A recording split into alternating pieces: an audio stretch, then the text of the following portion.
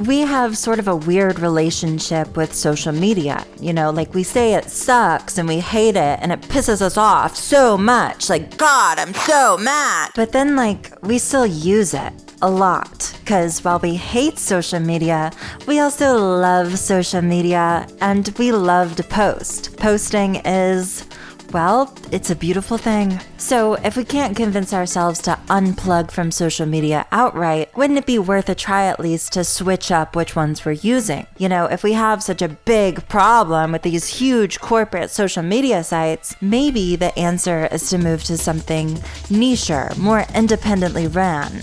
Maybe the answer is falloutboyvid.com. Today, I'm endorsing POTUS for Fallout Boy Vid president?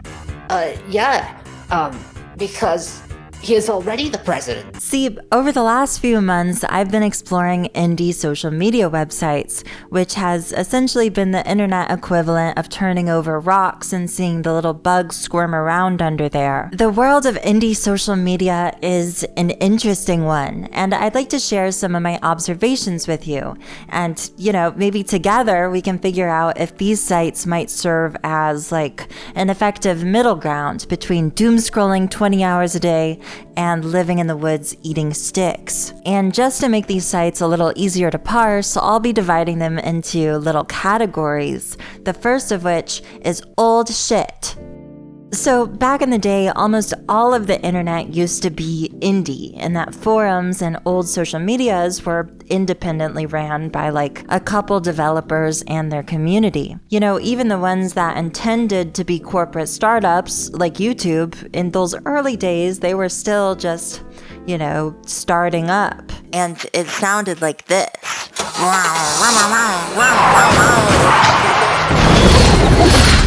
Back in 2005, YouTube was just a couple of guys making a website, and that's how most of the internet was. It was decentralized, online spaces were smaller, and you visited a larger variety of websites. But as sites like YouTube continue to grow and become more and more corporate feeling, other websites just kind of didn't. They didn't care about being a large corporate entity, and so they just stuck around as they were, continued being independently run, and some of these websites are still around today. Websites like Newgrounds. See, the appeal of something like Newgrounds is that they came up with the winning formula a couple decades ago. It's a very personal and intimate feeling site for artists to share their stuff online. And over the years, it's gotten a little more modernized and a bit more robust, but it still feels like a community for any type of artist to come share their work. It's everything by everyone.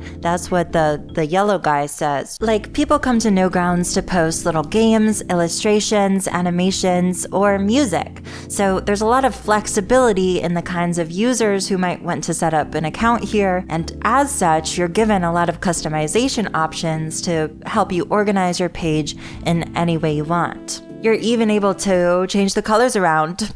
This is big, you guys. However, while allowing for so much user individuality, the site also celebrates connection. Like, if you work together on something in a team, the final work will show up on everybody's profile, not just yours.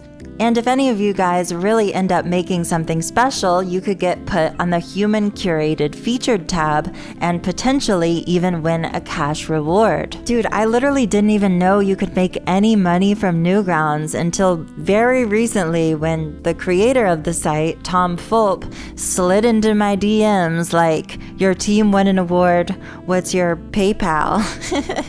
Which is awesome, right? And underscores how kind of human and intimate this community is. Like, by comparison with corporate, algorithmically driven social media, when I made $17 on TikTok, Shose Chu never said a word to me.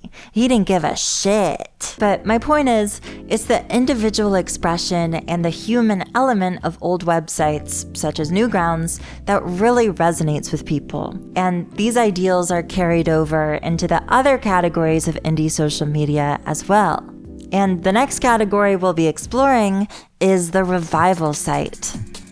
Revival sites are indie social medias that are attempting to copy everything about an old popular website. They not only seek to imitate the functional qualities of old social media, like the individual expression and human element, but they also want to recapture a nostalgic and retro component to them as well. Like if old shit was so great, and even YouTube used to be cool and felt more indie back in 2010, then why don't we literally just roll back the clock on these websites? That line of thinking gets us stuff like BitView, essentially a beat-for-beat recreation of old YouTube. BitView includes individual expression through the customizable profiles, a more human element through the various social features of old YouTube, and it, of course, looks so retro.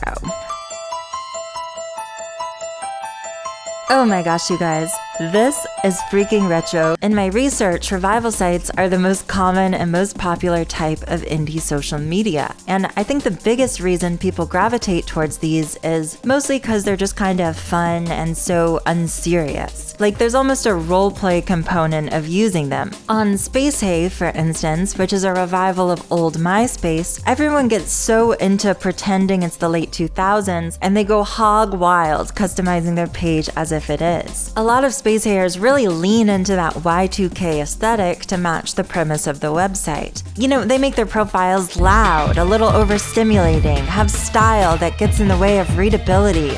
Dude, get out of here. And all this is beauteous, and the energy is infectious. You know, I've replaced some of my Spacehey posts S's with Z's. I've recorded some old camcorder videos for BitView, and part of the reason I started making Flipnote animations was because of Sudomemo, which is a revival site of Flipnote Hatenna. Using Sudomemo, I can nostalgically browse and create Flipnotes exactly the way I remember. And younger users can pretend like they're nostalgically browsing and creating Flipnotes exactly the way they remember. Yeah, I think one of the most bizarre aspects of these revival sites are the vast number of teenagers who have taken a liking to them. And in some ways, I'm kind of in a similar boat when it comes to like Spacehey and BitView. Like, I don't really have any memories of using the versions of the sites that they're based on. So the 14-year-olds who try sending me friend requests, they definitely don't have these memories either. I think the youngest profile I've seen on these revival sites was like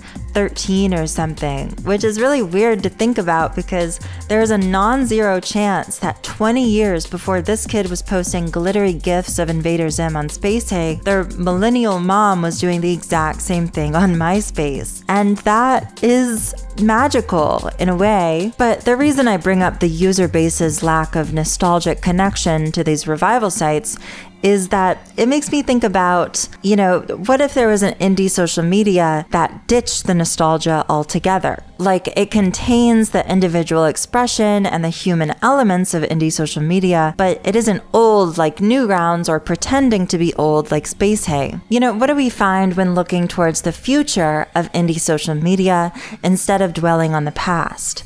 So our next and final category is transformative indie social media.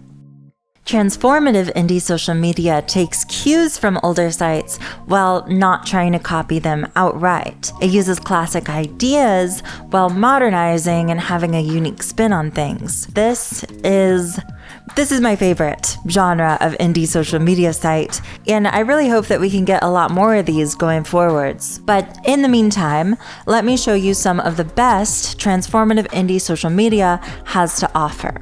Let me show you Sheezy.art.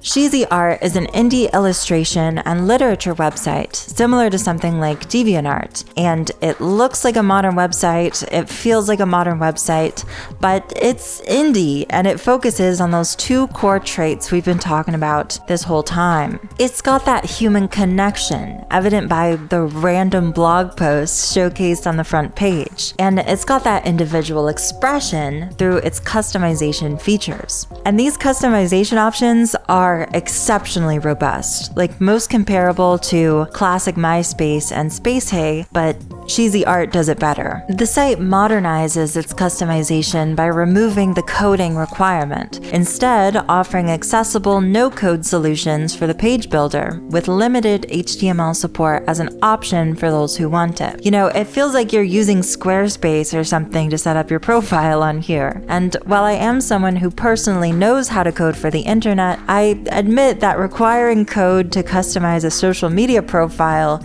is kind of phenomenally inaccessible. So I personally welcome the more modern approach here. So yeah, Cheesy Art is pretty awesome. Another transformative indie social media is NeoCities. And probably a lot of people who know what NeoCities is, they want to freaking kill me right now, because it's often viewed as a revival of this old website GeoCities. But from what I've seen of GeoCities, I'm inclined to disagree. So take that. See, GeoCities was a little web hosting site in the 90s and 2000s where you could code a website and browse other ones by using these little categories and stuff. But as someone who has never used GeoCities, all of this looks really confusing and I don't get it at all. Whereas NeoCities is very easy to understand and makes browsing and keeping up with personal websites as simple as scrolling Twitter. You know, there's follows, likes, tags, text posts. It's all very streamlined and very modern. And I don't think I would have gotten as much into this indie web stuff as I have if it weren't for NeoCities. It's a really accessible entry point for people used to the modern internet, and it's what I still use to host my personal website on to this day. And you can check out my video about that too. Okay. So it's all about that cheesy art and that NeoCities. That's the best that transformative indie social media can do, in my opinion. They take ideas from older sites and do them better, which I find very inspiring in an environment where large social media websites often fail to see the point of personalization and human connection. You know, it's kind of awesome to see people working on social platforms that are trying to do something new and cool instead of new and kind of dumb. Okay, so we went over the different types of indie social media and the appeal of each of them. Older websites like Newgrounds represent the values of individual expression and human connection in their purest form. Revival sites like SpaceHey seek to recapture the vibe of using now defunct older websites. And transformative sites like Cheesy Art use the ideals of older websites to create something new and modern. So that's a pretty good lineup of sites, but the question on everyone's mind is, are any of these worth using? And if we're speaking freely here, ever consider that? I can't really tell you which of these sites are the best or the worst. It's really going to come down to your personal preferences and the sorts of things you're trying to be posting. Like, obviously, as an animator, I love Newgrounds. I think the room for personal expression and human connection makes it one of my favorite places to visit online. However, everything by everyone excludes photography, excludes live-action short films, excludes stuff that sucks. Like, if you make something that reviews really, really poorly, it gets blammed off the website forever. You know, rest in peace to this animation I made of Sans.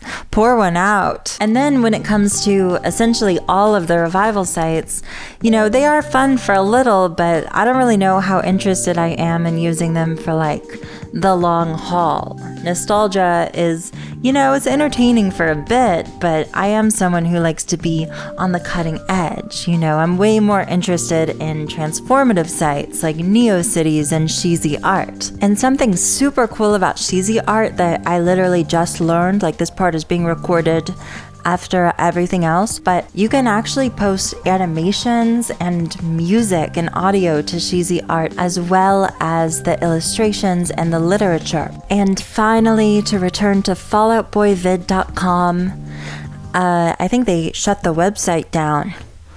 Whoops. But, you know, to start wrapping up here, I think what works for me is Newgrounds and NeoCities, and I'm gonna start trying out Cheesy Art for animations, but what works for you could be anything.